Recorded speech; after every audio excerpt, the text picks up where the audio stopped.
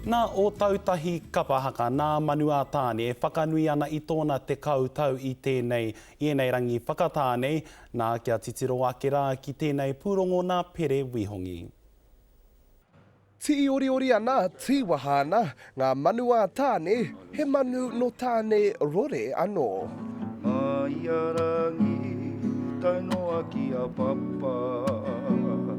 Puta mai te whakaaro i wetahi o oku hoa i te kura. No mātou i te kura, kaha no mātou ki te haka, i te taha i a tihi, ki Aranui, ki Horomaka hoki. Nā waira ka puta i te kura, kāore hoki atu ki ngā mahi a tāne rore. Tēnei taku au marama. Mai te tihi o te rākau ki te whenua. He mea whakatō te kākano i te tau 2020. Etahi pō, ka karangahia au kia timatahia tētahi kaupapa, e hoki mai ai te tangata ki ngā mahi a rēhia ki roto o Waitaha nei. Ana, ki reira ka hua mai te whakaaro mō ngā manua tāne. He hau, kape, he hau wā, whio mō, i taku tie. Ko tahi ana he te rōpū no te wai paunamu, kua whakawhiwhia ki te tūranga toa i te matatini, hara ko te kotahitanga. He taumata e whāia nei e ana whakatupuranga, he rautaki whakaora anō i ngā mahi a rēhia Māori i te whaitua nei. I nei rā tonu kei te aro te Māori ki ngā mahi a rēhia ki roto o tēnei takiwa.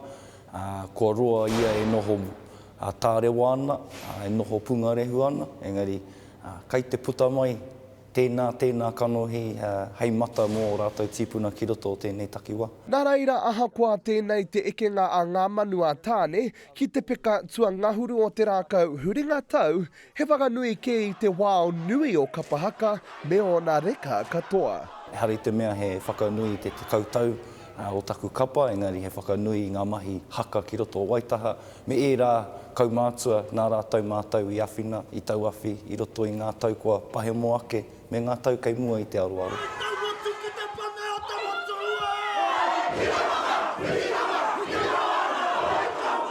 E manawa titi ana kia ora mō ngā tau huhua, kei mua i te aroaro.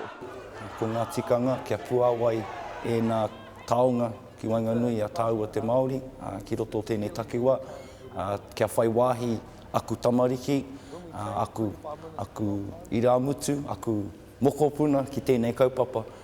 Kia korea ia e me hakoina te mea nui ke au ki roto i ngā tau e haere ake nei, me ora tonu te kaupapa. Hei te ahiahi nei pōhiri te ai o nā herenga katoa ki te marae o Rehua.